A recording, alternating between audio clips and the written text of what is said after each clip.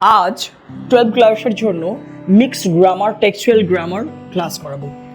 তো আমরা মিক্স করে ভয়েস ন্যারেশন জয়েনিং সব রকম মিলে যে সমস্ত গ্রামার পড়ে, তো আমরা একটা শেড ধরে আমরা মিক্সড গ্রামার আজকে সলভ করাবো। আর তোমরা অবশ্যই এই ভিডিওটা একদম শেষ পর্যন্ত দেখবে, যেখানে সমস্যা হবে অবশ্যই সেটা পজ করে ভালো করে বুঝে নেওয়ার চেষ্টা করবে। চলো একটা করে গ্রামার সলভ করি এবং তার সঙ্গে লজিক প্রয়োগ করে। চলো আজকে গ্রামারটা তোমাদের জন্য সেরা হতে চলেছে। তো ফার্স্ট গ্রামারটা দেখো ভালো করে।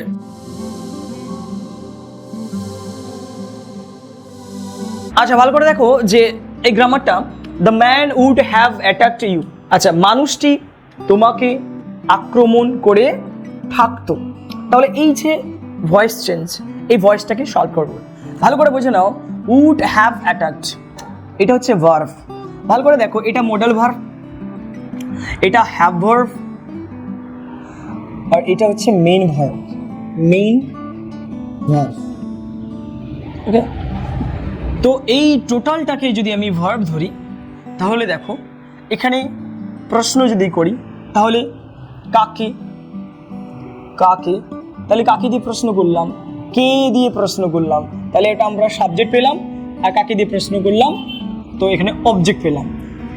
এবার অ্যাকর্ডিং টু ভয়েসের রুলস অনুযায়ী কীভাবে করতে পারি আমরা, দেখো অবজেক্টকে সাবজেক্টে নিয়ে আসো, তাহলে কি আসবে, ইউ। ক্লিয়ার? যেহেতু মডেল ভার্ব নেমে যাবে। ইউ উড হ্যাভ, মডেল ভার্বের পরে কোনো চেঞ্জ হয় না, তাহলে হ্যাভ ভার্বই থাকে। ক্লিয়ার? পারফেক্ট টেন্স যেহেতু ফিউচার পারফেক্ট টেন্স, তার জন্য বিন চলে এলো। অ্যাটাকড অলরেডি V3 কন্ডিশনে আছে, তাহলে অ্যাটাকড V3 কন্ডিশন, এটা কিন্তু V3 বাই দ্য ম্যান, ম্যানটি জন্য কি আসবে, দ্য ম্যান। দেখো এইরকম ভাবে আমরা কিন্তু এই ভয়েস চেঞ্জ করতে পারি। You would have been attacked by the man. Clear ব্যাপারটা? চলো next. Will soon be at your station, I shared to the girl. আমি বললাম মেয়েটিকে। সিম্পল। তো এইটা আইজাবির থেকে নেওয়া হয়েছে, তাহলে আমরা ন্যারেশন করব কি করে? এই যে অংশটাকে বলা হয় রিপোর্টেড স্পিচ, RS, আর সেড টু কে বলা হচ্ছে রিপোর্টিং ভার্ব। এই রিপোর্টিং ভার্বটাকে আমি যদি সাজাই, আই সেড টুর জায়গায় আমরা কি বসাতে পারি, টোল্ড বসাতে পারি। যেহেতু আমার নর্মালি স্টেটমেন্টে হচ্ছে, তাই আমরা এখানে টোল্ড আমরা বলতে পারি, I told the girl that. Linker হিসেবে দ্যাট বসানো, এরপরে কাজ উই। এই উই প্রোনাউন চেঞ্জ, উই কিন্তু অ্যাকচুয়ালি এই গার্ল আর আই এই দুজনকে কিন্তু বোঝাচ্ছে উই হিসেবে, তাই আমরা উইটাকে আমরা দেতে পরিণত করব না, আমরা কি করব, উইটাকে উই হিসেবে রেখে দেব। যেহেতু উইল আছে, তার মানে উড চলে আসবে, উড। শুন বসিয়ে দেবো, soon be at your station. Actually মেয়েটিকে বোঝানো হচ্ছে, তাই her station. I told the girl that, আমি মেয়েটিকে বললাম যে we would soon be at her station, আমরা অবশ্যই বা শীঘ্রই তার স্টেশনে পৌঁছবো। ক্লিয়ার ব্যাপারটা? চলো নেক্সট বিষয়টা দেখে। It is only the magician who know that, এটাই হলো কেবলমাত্র ম্যাজিশিয়ান মানে জাদুকরীরা, হু নো দ্যাট, যারা ওটা জানে। ক্লিয়ার? তাহলে আমরা চেঞ্জ করব কি করে, ভালো করে বুঝে নাও।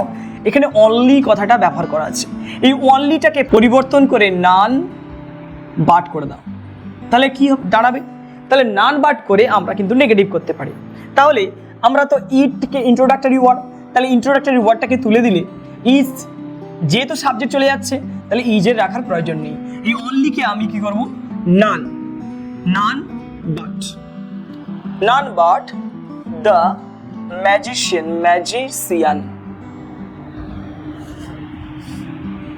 who know that. এইরকমভাবে আমরা নেগেটিভ চেঞ্জ করতে ভালো করে খেয়াল রাখবে। যদি অনলি থাকে তাহলে এখানে নান বাট বসিয়ে দিলে তোমাদের হচ্ছে এই প্রবলেমটা সলিউশন হয়ে যাবে। আর নান মানে নো ওয়ান, অ্যাকচুয়ালি নান হচ্ছে নো ওয়ান, নো ওয়ানকে কন্ট্রাক্টেড করলে আমরা নান পাই। আর সেই রকমভাবে যেহেতু নেগেটিভ চলে এসছে তাই এটা নেগেটিভ সেন্টেন্স, কিন্তু অর্থগত মানে ভালো করে দেখলে বুঝতে পারবে এটা কেবলমাত্র ম্যাজিশিয়ান যারা হচ্ছে ওটা জানে। তো আমাদের পরিবর্তনটা যেটা হয়েছে কেউ না, অর্থাৎ ম্যাজিশিয়ান ছাড়া।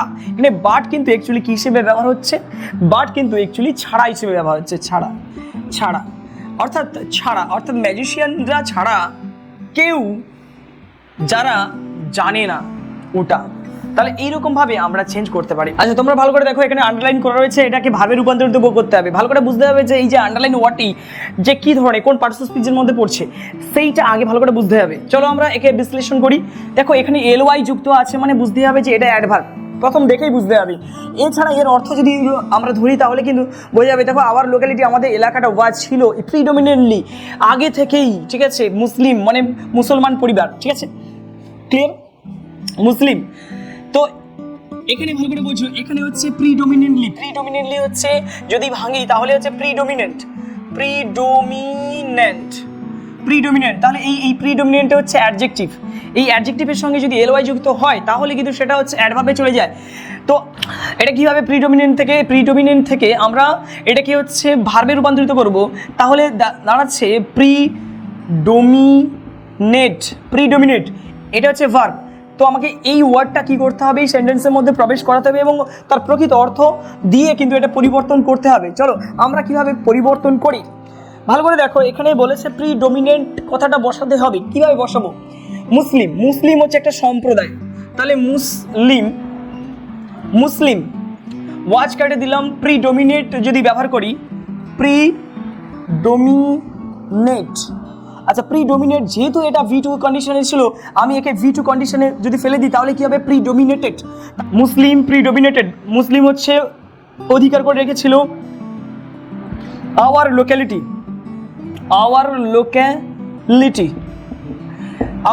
তাহলে মুসলিম প্রিডমিনেটেড আওয়ার লোক্যালিটি। ভালো করে দুটো অর্থ বোঝো দুটো সেন্টেন্সে। প্রথম বলেছে আওয়ার লোক্যালিটি, আমাদের এলাকাটা ওয়াজ প্রিডমিনেন্টলি আগে থেকেই, ঠিক আছে, মুসলিম পরিবার ভুক্ত ছিল। এখানে দেওয়া আছে যে মুসলিম প্রিডমিনেটেড, অর্থাৎ মুসলিম হচ্ছে অধিকার করে রেখেছিল আওয়ার লোক্যালিটি, আমাদের এলাকাটাকে। এইরকমভাবে আমরা অ্যাডভার্ব থেকে তাকে আমরা ভার্বে রূপান্তরিত করতে পারি। Clear? She left the door open করতে বলেছে নেগেটিভ, তাহলে আমরা একে নেগেটিভ করবো কি করে ভালো করে বোঝো। সি লেফট, সে ছাড়লো, দ্য ডোর ওপেন অর্থাৎ হচ্ছে খোলাই রাখলো। এখানে she left the door open, দরজাটা সে খোলাই রাখলো, তাহলে খোলা রেখেছে, তাহলে আমরা নেগেটিভ, তার মানে কি আমাকে নট বসাতে হবে। তাহলে আমরা যদি এইখানে নট বসাই, তো নট বসানোর ক্ষেত্রে এখানে দেখো এটা মেন ভার্ব, তাহলে এটা যদি মেন ভার্বে V2 থাকে তাহলে এটা সাবজেক্ট রয়েছে, তাহলে এটা V2 কন্ডিশনে আছে, তাহলে এখানে অক্সিলারি ভার্ব আছে, তাহলে অক্সিলারি ভার্ব নেই। ভালো করে বোঝো, নট যদি আমরা রাখি, নট কথাটা যদি বা নট শব্দটি যদি আমি রাখি তাহলে অক্সিলারি ভার্ব রাখবে, তাহলে অক্সিলারি ভার্ব যেখানে নেই সেখানে আমরা কি ভার্ব নিয়ে আসবো? Do verb. কিন্তু দেখা যাচ্ছে এটা তো V2, যার কারণে আমাকে পরিবর্তন করতে হচ্ছে ডিড, তাহলে V2 হয়ে গেল। তাহলে ডিড নট, তার আগে আমরা বসাবো কি? সাবজেক্ট, তাহলে সি ডিড নট লিফের হচ্ছে V1 ফর্ম কি? V1 ফর্ম হচ্ছে leave. She did not leave the door open close,